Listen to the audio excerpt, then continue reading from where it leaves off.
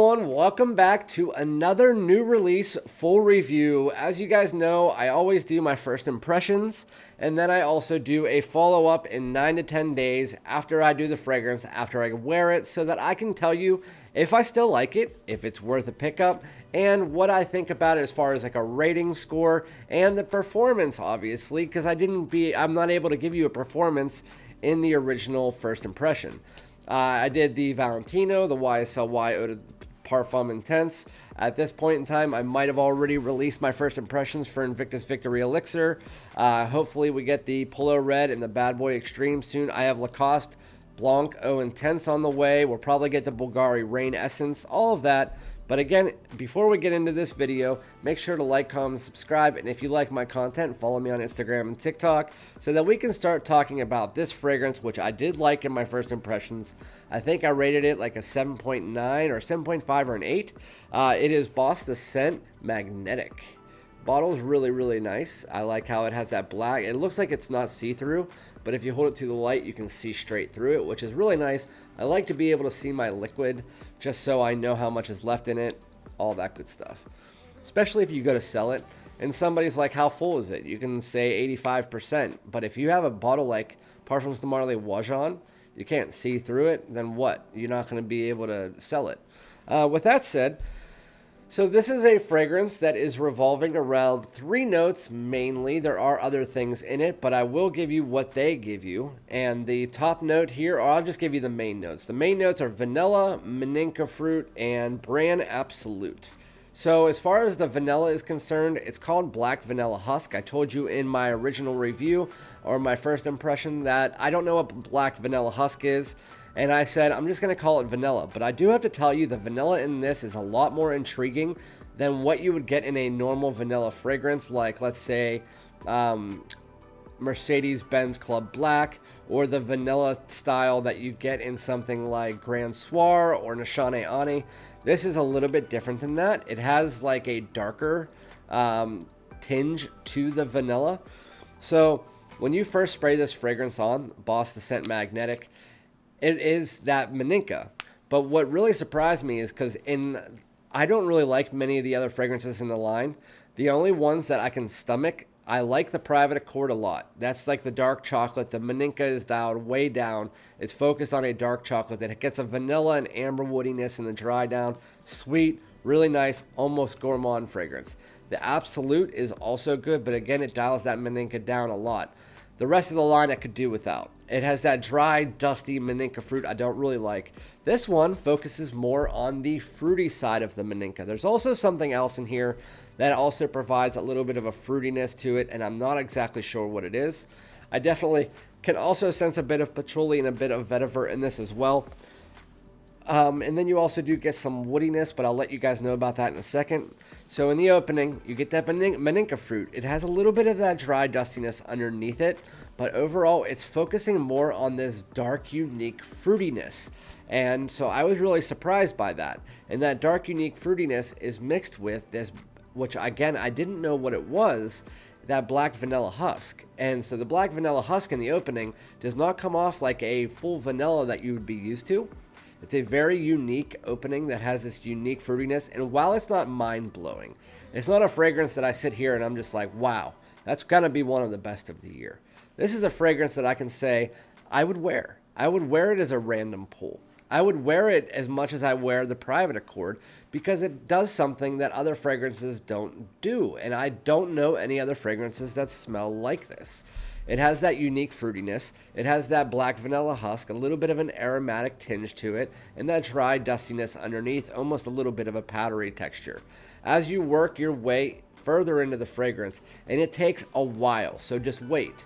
So if you work your way further and further and further into this fragrance, that fruitiness dials down. And it dials down very, very, very slowly. So the dark fruitiness with a little bit of that like vanillic tinge is underneath here, and then as you're about a half hour, then you're at about an hour, and so that fruitiness is there for a while, along with that unique black husk part of it, which again, I don't know what that smells like. And then you start to get this sweetness that is almost like a buttery honey style, and it's not very heavy, and it's from that brand. That brand provides this like little bit of nice sweetness and a little bit more of a dryness to it, but it's really nice, and it's again something that's unique that you not find in fragrances very often. So that works its way in the mid. It's not very noticeable, and it does sit there for the rest of the fragrance underneath it, but it's nothing that you're just going to be like, yeah, that's brand, I can smell it. No. So just focus on that Magentic, that dark fruitiness. As you get to about an hour into the fragrance, that is where the fragrance is changing. And that is where that fruitiness is almost completely dissipated, and it becomes more of a moderate skin scent. And I actually don't mind it because it's about this far away from the skin, and it lasts on your skin about 7 hours. While it's on your skin for that first hour, after that first hour through the 7th hour, that vanilla, it has almost like a dry, woody vanilla. It's more vanilla than woods, but it has a little bit of a woodiness underneath the vanilla, and it has that vetiver in there as well.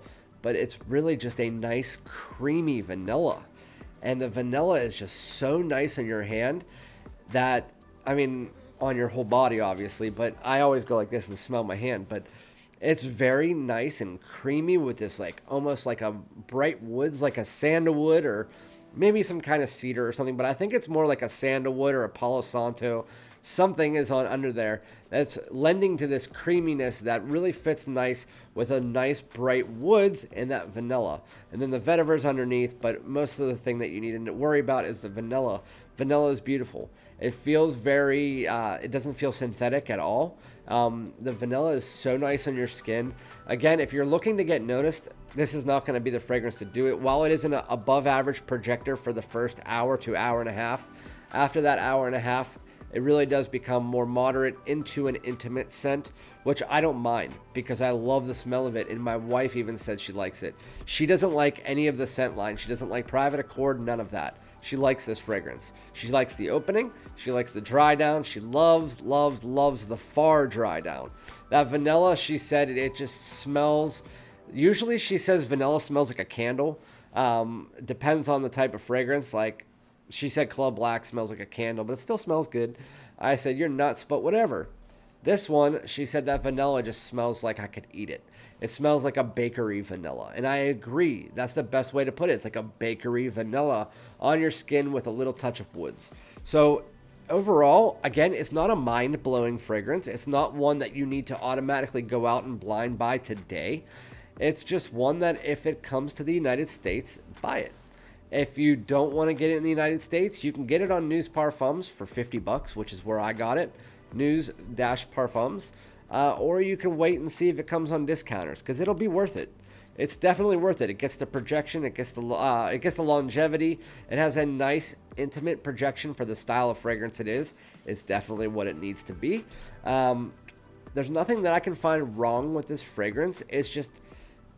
It's nothing out of the box that is just making me go, woo! It's definitely made for mass appeal. I think that you'll like it, and I think that you should definitely give it a try.